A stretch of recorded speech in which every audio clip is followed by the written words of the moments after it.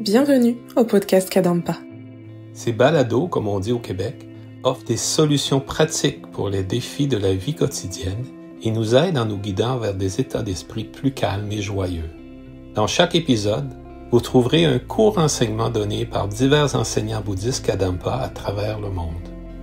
Tous ces enseignements sont inspirés de la sagesse profonde de vénérable Geshe Khalsang Gyatso Rinpoche, un maître bouddhiste pour notre monde moderne, en espérant que ceci vous plaira. Bonjour, mon nom est Gen Khalsang Chogyan. Je suis une étudiante et enseignante de la nouvelle tradition Kadampa, l'Union internationale du bouddhisme de Kadampa, et j'enseigne au Centre de méditation Kadampa de Montréal. Aujourd'hui, je souhaitais vous partager sur un sujet qui me touche beaucoup, qui a changé ma vie, avec le souhait que ça puisse aussi contribuer à donner du sens à votre vie. On va parler de ce que signifie la mort. Au quotidien, on a plusieurs préoccupations. Toute la journée, en fait, on se préoccupe des accomplissements de notre journée, notre travail, peut-être essayer d'avoir aux yeux des autres une bonne réputation, accumuler des possessions, avoir un statut social où on va avoir de la reconnaissance. On travaille très fort chaque jour pour se procurer ces choses, puis essayer vraiment de ne pas les perdre. Puis à cause de ça, on fait l'expérience de beaucoup de soucis, d'anxiété. On est plutôt stressé à chaque jour de ne pas perdre ces choses-là et d'en obtenir davantage. Si on fait de ces choses le but principal de notre vie, nécessairement, elles vont nous tromper, éventuellement. Elles ne sont pas des véritables causes du bonheur, puis elles ne sont pas le sens de notre vie humaine. On peut se poser la question, c'est quoi le sens véritable de notre vie humaine? Qu'est-ce qui va vraiment nous rendre heureux? Qu'est-ce qui va aider le plus les autres? Puis, qu'est-ce qui va nous aider le plus au moment de la mort, puis quand cette vie va prendre fin? Dans son livre, Geshe Khalsang Gyatso mentionne dans le livre « Vivre une vie pleine de sens et mourir dans la joie », il dit si on contemple sincèrement, profondément ces questions, on va découvrir que la manière de vraiment donner tout son sens à cette vie, c'est de la consacrer au développement spirituel. Ça veut dire, en substance, cela signifie éliminer nos états d'esprit négatifs et perturbés et cultiver des états d'esprit positifs et paisibles. En faisant de ça une priorité, les états d'esprit négatifs qui sont source de tout notre bonheur, comme la colère, la jalousie, notre attachement, l'orgueil et l'ignorance, par exemple, diminueront progressivement. Et nos qualités positives, notre amour, notre compassion, notre sagesse, par exemple, vont grandir. Et là, il dit, en résultat, nous jouirons d'une vie heureuse et paisible, libre de l'anxiété, des problèmes, et on va aider naturellement les autres. La pratique spirituelle est ce qui va donner un sens à notre vie, et en utilisant notre pratique au moment de la mort, nous pouvons mourir dans la joie et connaître un bonheur pur et durable dans toutes nos vies futures. Alors, on peut penser qu'entraîner notre esprit, apprendre à développer et maintenir des états d'esprit positifs, apprendre à reconnaître les états d'esprit négatifs qui nous perturbent, notre colère, notre jalousie, tous nos désirs incontrôlés. On appelle ça l'attachement. On est en particulier attaché aux choses de cette vie, très fortement. Cette idée, elle est forte dans notre esprit et c'est elle qui nous empêche d'entraîner notre esprit. Parce qu'on est attaché aux choses de cette vie, aux accomplissements de cette vie et qu'on ne réalise pas que tout ça, on va devoir le laisser derrière nous au moment de notre mort. Ils vont nous tromper, tous ces accomplissements-là, si on en a fait le sens véritable de la vie. La manière de surmonter cet attachement, qu'on appelle aussi la paresse de l'attachement, c'est de contempler, de méditer sur notre propre mort. Mais pour ça, on va avoir besoin de comprendre qu'est-ce que la mort? Alors, la mort, c'est très simple du point de vue bouddhiste. On comprend que la mort, c'est la séparation définitive entre notre corps puis notre esprit. Alors, on connaît des séparations temporaires de notre corps et notre esprit. Par exemple, quand la nuit on s'endort et qu'on rêve, notre esprit, notre corps reste dans notre lit un peu immobile et notre esprit, lui, va dans le monde du rêve et voit et perçoit toutes les apparences de nos rêves. Mais ce n'est pas une séparation qui est définitive, donc quand on se réveille, notre esprit et notre corps, la séparation définitive entre notre esprit et notre corps, c'est pas produite pendant notre sommeil et donc les choses de cette vie nous réapparaissent. Au moment de notre mort, c'est notre esprit qui se sépare, mais définitivement de notre corps. Notre corps va rester dans les lieux de cette vie, mais notre esprit, lui, il va aller dans les différents lieux de nos vies futures. Et là, il y a une belle analogie. On dit que c'est comme un oiseau qui quitte un nid pour voler vers un autre nid. Dans notre corps, c'est le nid et notre esprit, c'est comme l'oiseau. En ce moment, notre esprit habite notre corps et au moment de notre mort, l'esprit, qui est comme un oiseau, va quitter ce corps, qui est comme le nid, pour aller vers une autre demeure, un autre nid. Alors ça peut éveiller, nous rendre conscients de quelque chose, c'est que tout ne s'arrête pas après cette vie. Après ma mort, je vais encore vouloir être heureux, pas souffrir. Je vais encore vouloir être libre des problèmes, des soucis.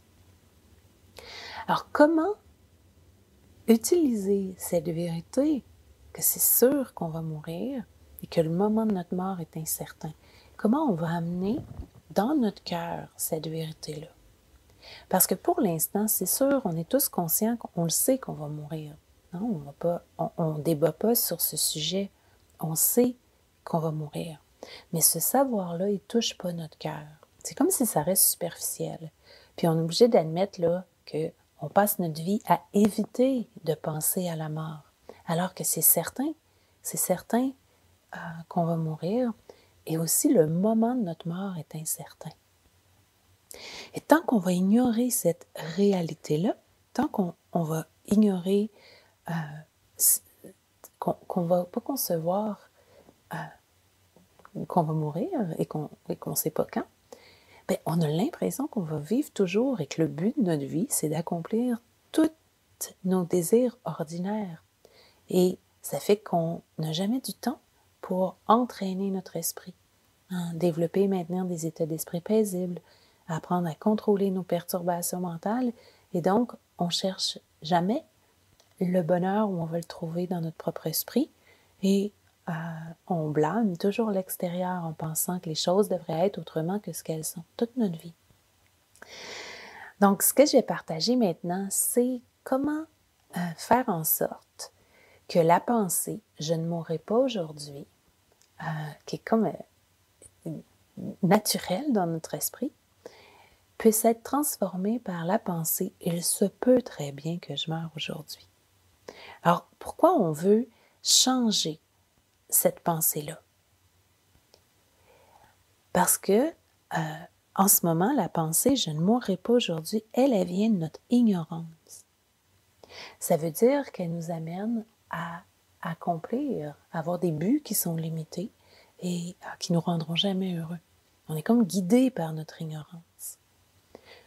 Et la pensée « il se peut très bien que je meure aujourd'hui », elle ne nous trompera pas parce que c'est une possibilité. Alors la question ici, c'est pas de savoir on va-tu mourir aujourd'hui ou on ne mourra pas aujourd'hui. La question est, ça on ne peut pas le savoir. La question principale, c'est est-ce que je suis conscient que ça se peut que je meure aujourd'hui parce que ça se peut que je meure aujourd'hui. Alors c'est sûr, on n'aime pas ça, penser comme ça, mais si vraiment on prend... on a le courage de réfléchir à ce sujet, à ce qui suit là, et qu'on laisse ce savoir toucher notre cœur, il y a quelque chose qui va se passer dans notre esprit on va naturellement être conscient que c'est possible que je meure aujourd'hui et nos choix et nos décisions vont être nos priorités vont devenir différentes. Donc, comment on va faire pour mettre cette conviction dans notre cœur, pour avoir la conviction, le sentiment profond? Il se peut très bien que je meure aujourd'hui. Alors, on a besoin de penser que c'est certain que je vais mourir.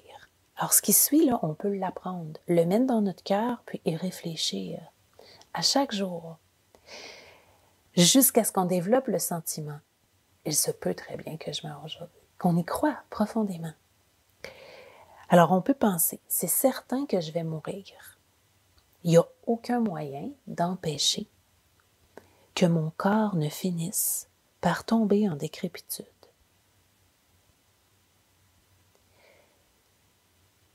Ma vie s'écoule jour après jour, d'instant en instant, et je n'ai aucune idée de quand je vais mourir.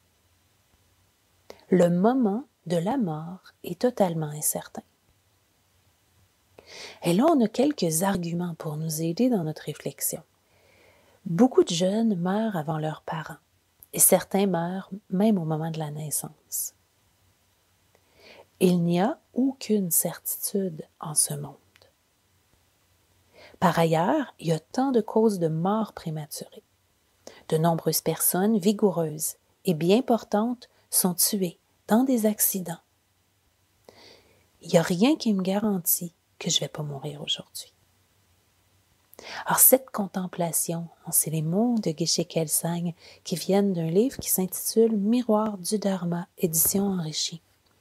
On peut les lire, les relire, les contempler et les laisser toucher notre cœur jusqu'à ce qu'on ressente, qu'on ait un sentiment « il se peut très bien que je meure aujourd'hui ». Il se peut très bien que je meure aujourd'hui. On se concentre sur cette croyance, on se concentre sur ce sentiment-là. Quand on développe cette pensée-là, naturellement, notre esprit devient calme et paisible. Naturellement, on se libère de l'anxiété, on se libère du stress, on se libère de tout ce à quoi on est attaché, ce que l'on croit qui est le sens réel de notre vie. Alors, plus on contemple ces points à notre propre rythme, plus va naître la pensée « il se peut très bien que je meure aujourd'hui » et on se concentre sur cette pensée-là. On la laisse toucher notre cœur, transformer notre esprit. Quand cette pensée est dans notre cœur, par la suite, ça devient naturel, ça va venir naturellement de penser « mais ça n'a pas de sens de m'attacher aux choses de cette vie parce que je dois bientôt quitter ce monde. À partir de maintenant, je dois plutôt consacrer toute ma vie à l'entraînement de mon esprit. » On dit à pratiquer le dharma. Le dharma, c'est les enseignements présentés par Bouddha, qui sont toutes des méthodes pour contrôler notre esprit, pour reconnaître nos perturbations mentales, pour développer des états d'esprit vertueux, la cause du bonheur. Or, on veut pratiquer le dharma avec sincérité et pureté. Et cette pensée-là, ça n'a pas de sens de m'attacher aux choses de cette vie. Ça n'a pas de sens d'en faire le but principal de ma journée et de ma vie. Je dois plutôt utiliser toute ma vie pour pratiquer sincèrement les méthodes qui vont me permettre de développer et maintenir des états d'esprit paisibles. Alors, cette méditation, cette contemplation, elle a pour but d'éliminer la paresse de l'attachement, qui est notre principal obstacle. Notre principal obstacle à donner tout son sens à notre vie humaine. C'est une sagesse, cette pensée-là, qui va toujours nous guider dans la bonne direction. Alors, un pratiquant bouddhiste pense à chaque jour à la mort, avec une conscience qu'il se peut très bien que je meure aujourd'hui. Et tout ça est une perspective nouvelle, mais qui vient de la sagesse, qui guide nos choix, nos décisions dans une direction non trompeuse. Prioriser l'entraînement de l'esprit plutôt que les accomplissements extérieurs. Alors bien sûr, ça ne fait pas qu'on va mettre notre vie de côté, qu'on ne fera plus nos activités, Mais pendant qu'on fait ces choses, on tient cette conscience, on maintient cette conscience.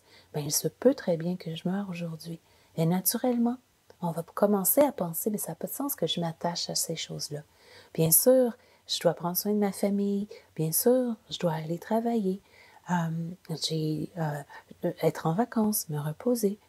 Mais je m'entraîne à ne pas voir ces choses comme étant des buts en soi, mais plutôt essayer de développer et maintenir des états d'esprit paisibles et positifs.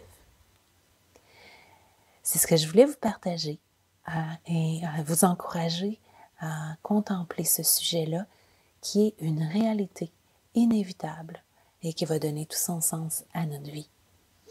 Au revoir et merci beaucoup d'avoir écouté ce podcast et manquez pas les prochains épisodes. Si vous vous sentez inspiré par ce podcast, suivez le lien dans la description de l'épisode et plongez plus profondément dans la sagesse intemporelle du bouddhisme moderne Kadampa. Nous avons hâte de vous retrouver dans le prochain épisode des Balados Kadampa.